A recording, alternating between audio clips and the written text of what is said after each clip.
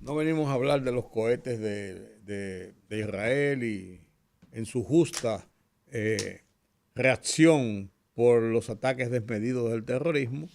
Lo dije bien. No sé, Pero, no sé, no. pero vamos a hablar de este libro, pero no se va ileso sin que nos cuente un poquito de sus apreciaciones sobre lo que está pasando con esta situación de crisis en el Medio Oriente, por ejemplo. Julián Julián Rojas, Roa. Buenos días, un, buenas tardes a Oye, como dijo, Rudy, a buenos Georgie, días. a Olga, un que también municipalista, me trata. un municipalista de alto nivel, Con mucha Muchas experiencia. con una gracias. experiencia, pero sobre todo con una capacidad de análisis formidable. Una delicia oírlo. Y Muchísimas a gracias. eso agréguele su conducta personal, moral, honesta, un hombre que me honro con tenerlo como amigo. Y la relación con usted y con don Juan TH, entre otras cosas. Porque lo de mío y de él es una situación del En el mandato, aspecto pero político siempre hemos estado en parcelas opuestas, Contraria, así es. pero en el con personal, respeto y con admiración y con total, el aprecio de ambos lados. de ambos lados. Sí, Así así que es. esas son Sí. chismecitos de patio a los que uno no le puede hacer No le caso. presta atención, así que, claro que no. Julián, cuéntanos, vamos a comenzar por este Yo libro. vengo a Sí. mostrarle mi hijo más pequeño, me dijo alguien, es el hijo más pequeño tuyo. Pero no se ve muy pequeño, profesor, el ¿Eh? hijo, ¿eh? Sí. Hay que tener cuidado a quien le dan con Es eso. un libro que se llama Tratado de Derecho Municipal Dominicano, la segunda edición. Yo había hecho una edición que no pude ponerla en circulación porque fue en la pandemia, 2022. Y de ahí para acá, como es normal, me di cuenta que podía mejorarlo en sentido general. Además, esta obra tiene la virtud de que están analizadas todas las sentencias del Tribunal Constitucional, desde el nacimiento del Tribunal Constitucional hasta el 2024. En lo relativo Al tema municipal, fundamentalmente. El tema que es una materia que todo el mundo, es una de las materias más desconocidas en el país. No te iba a decir, ¿por qué si son los gobiernos municipales la principal puerta de entrada, por así decirlo, a todo el sistema institucional y político? Porque reúnen más la amplitud del escenario nacional de la población. ¿Por qué es como una cenicienta, como tan olvidado, como que no le prestan esa gran atención? Tú sabes que nosotros hemos tenido una especie de arritmia política. ¿Por qué? El municipalismo en el periodo de la dictadura de Trujillo no era cualquiera que era síndico, en aquel entonces regidor, porque generalmente lo designaba el Partido Dominicano, y siempre escogía de una manera u otra las personas con cierta relevancia en la población, incluyendo en el Distrito Nacional. Esa es una de las tónicas personales de Trujillo la dictadura, en cuanto a su... de toda la dictadura. No, principalmente de Trujillo en cuanto a lo que a su entorno. Él cubría las deficiencias de un régimen dictatorial con personalidades de la sociedad. Fíjate, por ejemplo, don Cucho Álvarez deja de ser presidente de la Cámara de Diputados, cruza al frente y es presidente del Consejo de Administración, del Consejo Administrativo del Ayuntamiento del Distrito Nacional. ¿Cómo decir ahora el Consejo? ¿Qué pasó en la democracia? Ya en la democracia, hay que decirlo, los primeros años de la democracia, los regidores, se mantuvo esa tradición, que tenían un perfil en términos de capacidad y en términos de honorabilidad. Eso se ha ido degradando, igual que como se ha degradado todo en la política. Eso te pasa con los diputados, con los senadores. Al final, no digo que no, en los consejos regidores hay muchísima gente honorable, innegablemente, hoy en día, claro, y gente preparada, pero en los partidos no se le ha dado la relevancia que tiene el gobierno local, que es por donde gana un partido. No es por la presidencia, comienza por el municipio. Yo te digo, es la base más amplia del escenario político. Ha degradado en el sentido de que ahora el dinero es quien impone un candidato. Ya no tiene que ver si tú eres serio, no tiene que ver, en algunos casos, no quiero hacer una generalización, pero al municipio le ha pasado lo que le ha pasado al país prácticamente. Claro que en ese nivel se ve más metástasis en términos de a quién se eligen.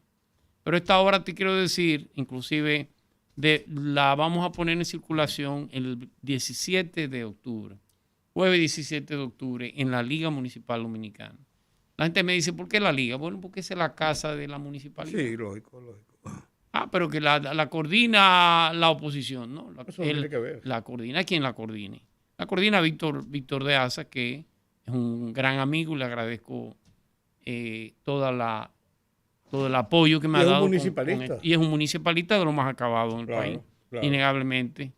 Va a ser el 17 de este mes, jueves 17 a las 10:30 de la mañana. Así que yo lo espero por allá.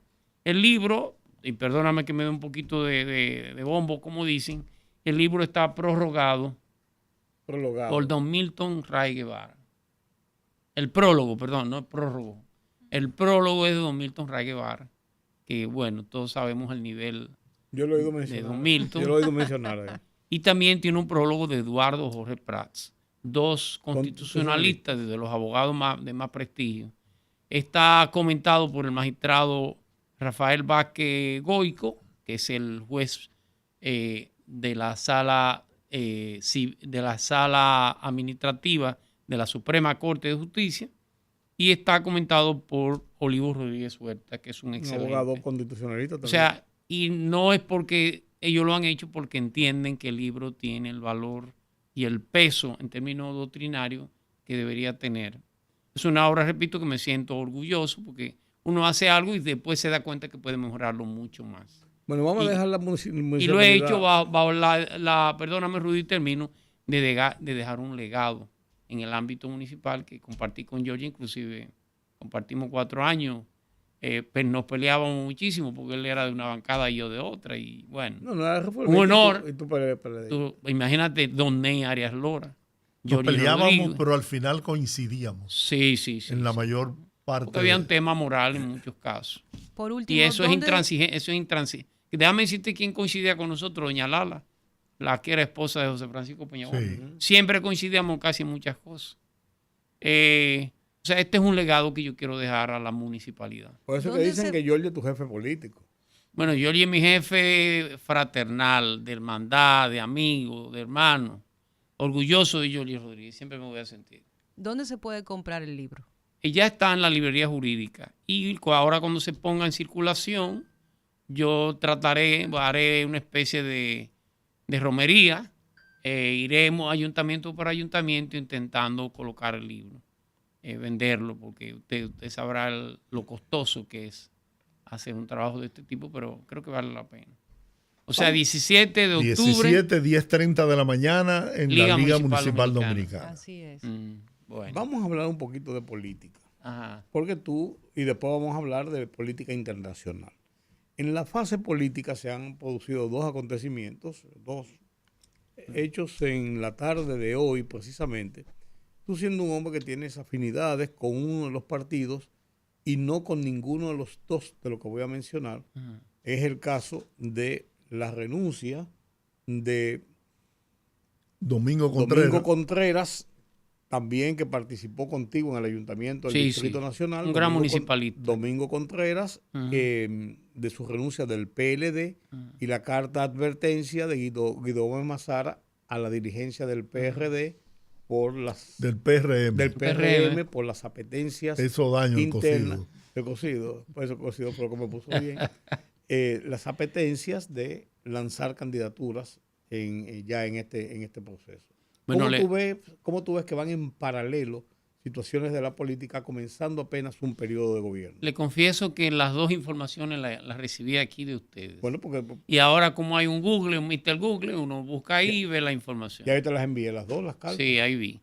La renuncia de Domingo Contreras es una especie de crónica de una muerte anunciada. Todos teníamos la percepción que eso se iba a producir. Domingo viene confrontando ideas y acciones con parte de la dirigencia del PLD. Es una persona muy disciplinada, muy estoica, usted lo conoce. Claro. Estoica me refiero a que con mucha calma. Esa decisión que la ha tomado ahora la tomé yo hace 2 años, con dolor, lo confieso. Yo tenía casi 40 años en el PLD, pero los partidos a veces pierden el olfato de qué se debe hacer. El PLD, y le pido la mayor disculpa. Ahí lo que hay dentro del PLD, lo que tengo son hermanos, todos, incluyendo al presidente del partido, el cual siempre me dio un trato muy respetuoso y muy afable, pero ha perdido una especie del olfato político. Está inmerso en un tema como de emoción, está cargado de una emoción que la refleja en cada momento, y eso no es bueno en política. Esa expulsión de hace unos días de Amarante Varega, creo que estuvo muy cargado de emoción, como en cierto modo hasta como de rabia. Eso no ayuda a los partidos. Los partidos hay que manejarse como se manejaba el líder de Giorgi, con cierto estoicismo aún, y sobre todo en los momentos que usted tiene una especie de España boba. De España boba y tiene un resbalón. Es una pena. Yo sigo teniendo la fe y la esperanza de que los bochistas nos volvamos a reunir tarde o temprano, de una manera u otra, y podamos hacer una oposición constructiva al gobierno. El gobierno necesita que se le haga una oposición. El pueblo necesita que se le defienda a este gobierno de muchas cosas. Bueno, y ahí caigo en lo de Guido. La carta de Guido es una carta que si no la ven, mañana no lloren. Porque lo que está diciendo pasó en el PRD desde, alguien dice que del 63, la diferencia inclusive en el propio gobierno de Bosch, pero fundamentalmente en los gobiernos de Antonio Guzmán y los gobiernos de Salvador Blanco. Decía que el líder no podía ir a Palacio. Pudo haber sido un chisme o no, pero había una diferencia entre el equipo que gobernó Antonio Guzmán y José Francisco Peña Gómez. Ni hablar de Salvador Jorge Blanco, en el cual el Congreso tuvo 2 presidentes del Senado al mismo tiempo. Uh-huh. Tenía uno en el hemiciclo y tenía uno afuera en el pasillo.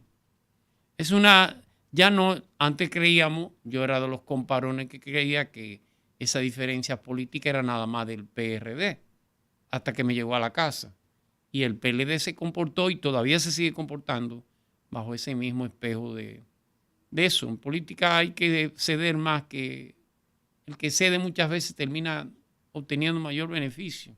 Domingo Contreras es un gran municipalista, es un gran dominicano, ha hecho grandes aportes al país. Yo que lo conozco lo sé.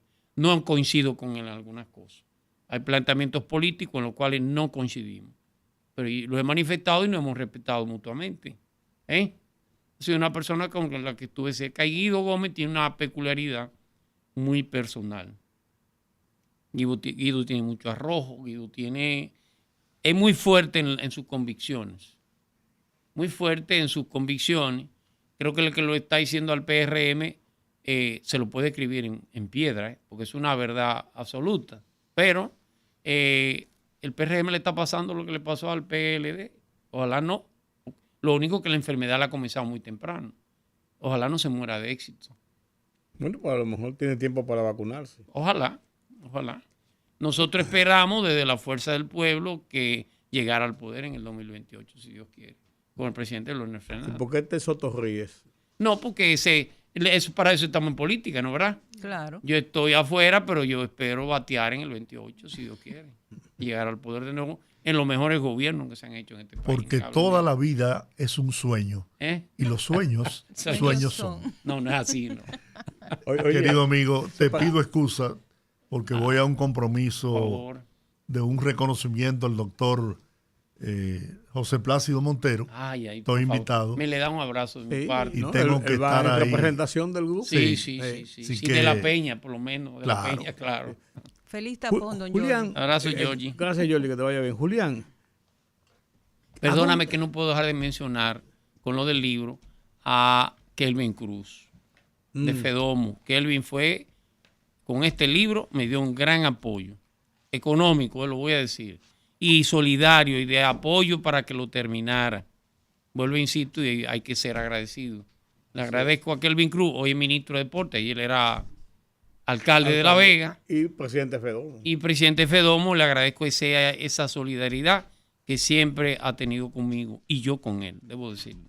Julián, no podemos desperdiciar estos minutos que nos quedan para dar un repaso rápidamente así de lo que está pasando en Medio Oriente. Ya. Tú que eres un analista experto en lo que ocurre en esa parte del mundo, lo hemos analizado ya muchas veces.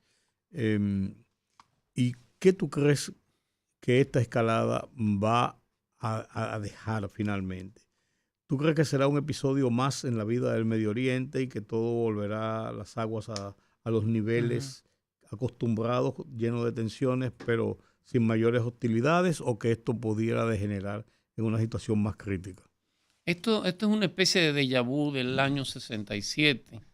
¿Te recuerda aquella incursión de 4 países para tratar de eliminar el Estado judío? Sí, sí, claro. La famosa guerra el Yom Kippur fue en el 73. Sí, esta es la guerra de los 6 días. De los 6 días, la famosa guerra de los 6 días, en el cual Israel prácticamente se vio atacado por todos sus vecinos. Sí. Ahora es un poco más peligroso, ahora no son los mismos tanques checos que se utilizaban en aquel entonces, los M60, ni nada de eso. Ahora estamos hablando de armas de otro nivel. Inclusive, fíjese que un jugador tan lejano como Irán, que está a casi 2.500 kilómetros de distancia, logra bombardear Tel Aviv con unos drones. Sí, claro. Tel Aviv a 2.000, eso era imposible anteriormente. Existe el riesgo, por supuesto, de que esa pueda escalar ese conflicto. Tanto Estados Unidos, hasta ahora, tanto Rusia, que está muy ocupado con Ucrania, por lo tanto... Con Ucrania y con la OTAN. Sí. Y por supuesto China, que en cierto modo es el gran vencedor de todas estas crisis, porque es el que no se pelea con nadie, pero es el que hace negocio con todo, hay que decirlo. China le pasa como le sucedió a Estados Unidos en la Primera Guerra Mundial. Mientras el mundo estaba en una plena conflagración, la economía norteamericana producía para todo el mundo. Ojalá que no, repito, esa es una posibilidad del escalamiento. Yo creo que terminará estando contenida en esos países. Jordania, que está tan cercano, inclusive se ha mantenido al margen. Egipto no quiere una especie de libanización. Te dirá por qué. Porque en la medida que Israel empuja la población palestina a través de la puerta de Rafah o la frontera con Egipto, podría suceder lo que pasó en el Líbano. ¿Qué cosa? Que en el año 67 se crearon todos esos grandes centros de refugiados en Líbano, y terminaron cambiando la configuración del propio Estado libanés. Líbano no tiene una autonomía de decidir tal o cual cosa. Ese partido de Dios, como se llama el Hezbollah, por cada soldado libanés hay 4 soldados del Hezbollah. Y hay zonas donde sencillamente quien gobierna, todo el sur del Líbano, quien gobierna y quien hace las asistencias sociales es el partido, fundamentalmente. Además que el propio Líbano en su guerra interna, su guerra religiosa prácticamente, su guerra interna destruyó su principal capital, Beirut, pero también... Yo no sé si usted ha estado en Beirut, pero Beirut es París. No, una sociedad bellísima, Beirut es París. Era París. Sí. Y déjame decirte que destruyeron prácticamente Beirut, pero además de eso, después sufrieron los rigores de la intervención judía cuando estaba Yasser Arafat y la OLP, que tuvieron que sacarlo a bombazos limpios con los tanques también y destruyeron gran parte de la ciudad. O sea, el Líbano se arriesga a esa situación. Bueno, no es la primera vez, le repito, no tiene una ideología, no tiene un fin puramente libanés. Tiene un fin, en cierto modo es una especie de enclave, de pivote de Irán en todo este conflicto. En la incursión del 7 de octubre del año pasado, en el ataque a las aldeas judías, casi 1.200 muertos y cerca de 250 secuestrados. Los grupos de Hamas. El lunes se cumple un año. Por Hamas.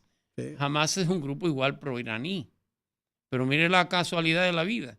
Cuando se dan los acuerdos de Camp David, Hamas no tenía mayor relevancia. ¿Por qué? Porque el que tenía el control y el liderazgo dentro del pensamiento palestino era el raíz, Yasser Arafat. Jamás surge a partir de que entiende Israel, equivocado totalmente, ahora lo ve, entendía Israel que si generaba un conflicto interno dentro de Al-Fatah, que en este caso era Yasser Arafat, podría generar debilidad. Y entonces busca a un joven llamado Ismail Haniyeh, radical totalmente, y termina fortaleciendo ese grupo de Hamas con la intención de debilitar Al-Fatah. Lo consigue a tal nivel que inclusive en el 2006-2007, Hamas se separa totalmente de Al-Fatah y toma el control de la Franja de Gaza. Lo que es la Cisjordania, Hebrón, West Bank, está bajo el control de Al-Fatah, pero lo que es Gaza es totalmente bajo el control de Hamas. O estaba de Ismail Haniyeh, que acaba de ser asesinado en Teherán, en la toma de posesión del presidente iraní. Es un conflicto, el mismo Israel no tiene una posición, claro, al ser el Estado al cual se le ataca, unifica lo interno. También Netanyahu estaba en una situación sumamente difícil, posiblemente de un juicio político, por corrupción. Con los ataques terroristas trae como consecuencia que unifica a Netanyahu, por supuesto. Claro, fortalece su posición. Y sobre todo fortalece la posición. Netanyahu es el fruto del Likud, que es el partido de derecha, y los ortodoxos y ultraortodoxos. O sea, Israel tiene una especie igualmente de conflicto entre el Israel moderado, democrático, y el Israel radical, que entiende que Palestina no debe existir en Israel. Fíjate que Israel ha cambiado la posición. De entender que debían ser aquellos famosos acuerdos del año 47, los acuerdos de Balfour del 17 y la Declaración de Naciones Unidas del 47, creando los dos estados. Ahora Israel entiende que no, que Palestina no puede existir como Estado. Sin embargo, en un momento determinado, previo a los ataques... Por lo menos una parte radical de la parte más radical judía. Sin embargo, previo a los ataques del 7 de octubre, había una suerte de acuerdo internacional en la zona de Medio Oriente, en la que estaba Arabia Saudita, que podía provocar que cambiara esa posición de radicalismo contra los palestinos. Totalmente, porque el mismo... Es un tema de ideología hasta religiosa. Hamas representa el chiismo, representa a los grupos dentro del Islam que lidera Irán, que es un partido eminentemente chiita. Irán, Yemen, algunos países, no muchos. El mundo islámico es mayoritariamente sunita. De la sunna. La sunna es que la costumbre, el hábito, cómo hablaba el profeta, cómo se reía, cómo se casó, todo es. La sunna tiene que ver mucho con la tradición. El chiismo tiene que ver mucho, por eso los sunitas hablan del califato. El chiismo tiene mucho que ver con los imanatos, con la idea de que el líder de Mahoma desciende del pueblo.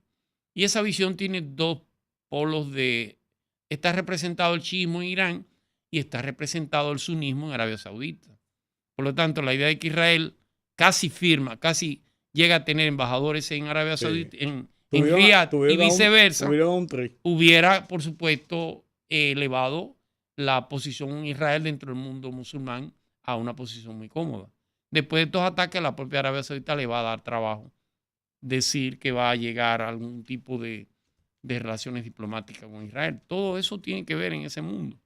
La propia elecciones en los Estados Unidos influyen, hay que decirlo. Para Israel la posición de Biden ha sido una posición dubitativa, ha sido una posición débil y ha sido una posición que ha ido en contra de los intereses del pueblo judío.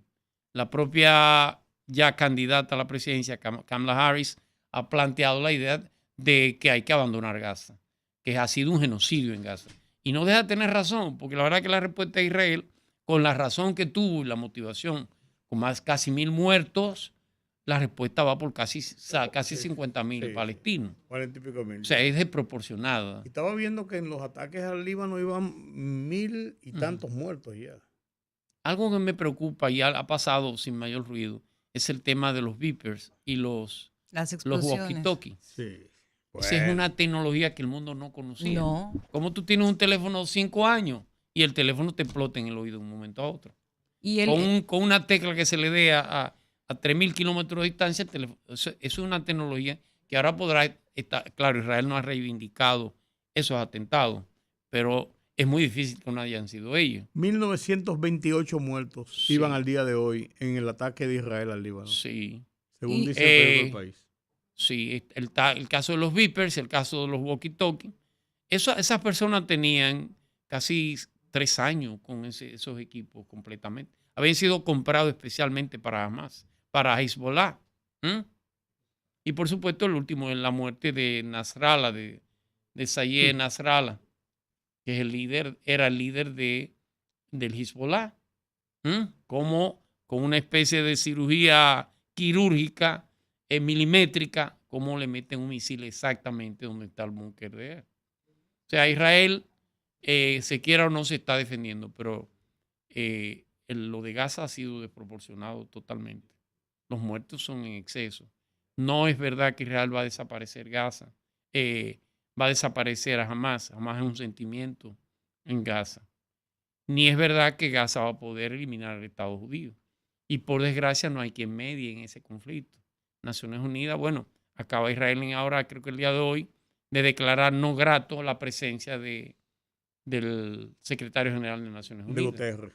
De Antonio Guterres. Antonio Gutiérrez, el ex primer ministro portugués, ¿no, verdad?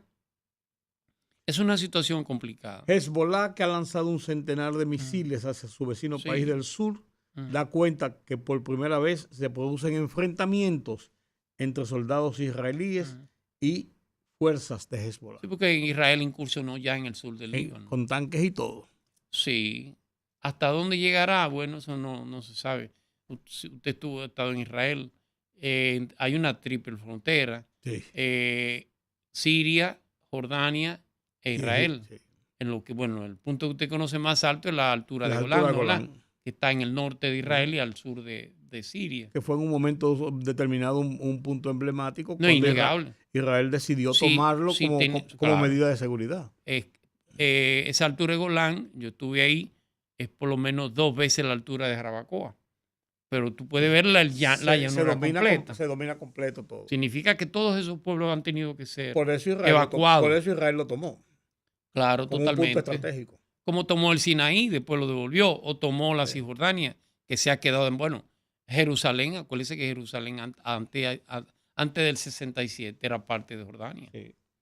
Y ahora ha sido declarado Patrimonio de la Humanidad. Y Israel ha insistido en colocar las capitales las embajadas en Jerusalén. O sea, declarar en vez de Tel Aviv la capital, que la capital sea Jerusalén. Punto emblemático cuando uno está en el Monte de los Olivos. Está donde estuvo Jesús y ahí está, detrás está el Santo Sepulcro, custodiado por los ortodoxos griegos. Sí. Enfrente está el Muro de las Lamentaciones. Así es. Y de frente está toda la muralla. Y de frente está, frente está la mezquita de Alá. Sí, la mezquita del Aqsa. Entonces uno dice, pero aquí estoy entre los cristianos, que son apenas un 5% en Israel. Eso es menos de 1 kilómetro. Los judíos y los musulmanes. Una cosa Las 3 religiones monoteístas abrámicas, porque todas vienen de Abraham. Claro.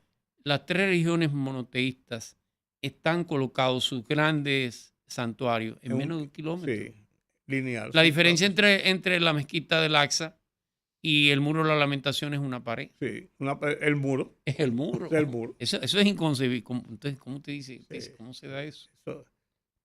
Esa es una de las cosas impresionantes de Jerusalén. Las puertas de Jericó. Las puertas son 5 puertas. Entonces hay una puerta para los judíos, hay 2 puertas para los judíos, hay una para los árabes y hay 2 que lo manejan Naciones Unidas.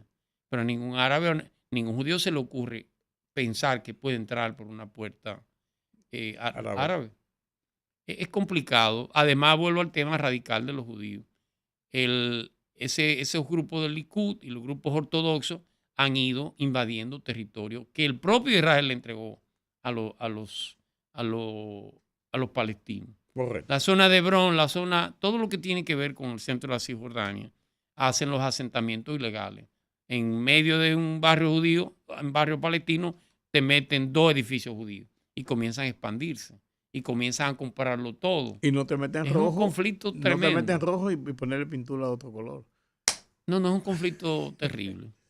Gracias, yo enciendo Julián. Una vela por la paz en Israel. Gracias, Julián. Medio Oriente. Tenemos compromiso usted y yo mañana a mediodía. Si Dios quiere, bueno, pues ya lo espero en mi puesta de circulación del libro. Claro. Y por favor, eso es una orden. Mi mujer me dijo, dile a los amigos que el libro se vende, que el libro no se regala. Sí, porque los libros no se regalan. Yo te voy a decir una cosa. Yo soy una persona. A los amigos que me están oyendo, no, pues escúchame. Vayan a apoyar a Julián Roa que comprando el libro. No, déjame decir una cosa. Yo soy de los que le compro los libros a los amigos. Claro. Me lo regalen. ¿Tú sabes por qué? Lo que más que le pido es que me lo autografíen. Por una razón sencilla, yo voy a Cuesta y me compro un libro de García Márquez. Exactamente. ¿Y por qué no le voy a comprar uno de Julián Roa? Así. Entonces le voy a dar los cuartos a los descendientes de García Márquez y de Julián Roa. No. Y eso para mí no tiene sentido. Lo difícil que es hacer un libro aquí, porque aquí no hay cultura de lectura, ni de apoyo a los escritores. Pues no solamente por eso, sino lo que cuesta. Es sumamente costoso. Sumamente costoso. Debería ser más barato para gente como yo que algún día quiere publicar su libro pero no tiene con qué. Bueno. Audiolibro con ellos. Señores, un gracias, Julián Roa. placer y ya nos veremos. Amigos, vamos a la pausa. Doña Olga Saga, yo estoy a su total disposición. Muchas gracias, Cuando me llaman, profesor. yo digo, sí, señora. Vamos a la pausa.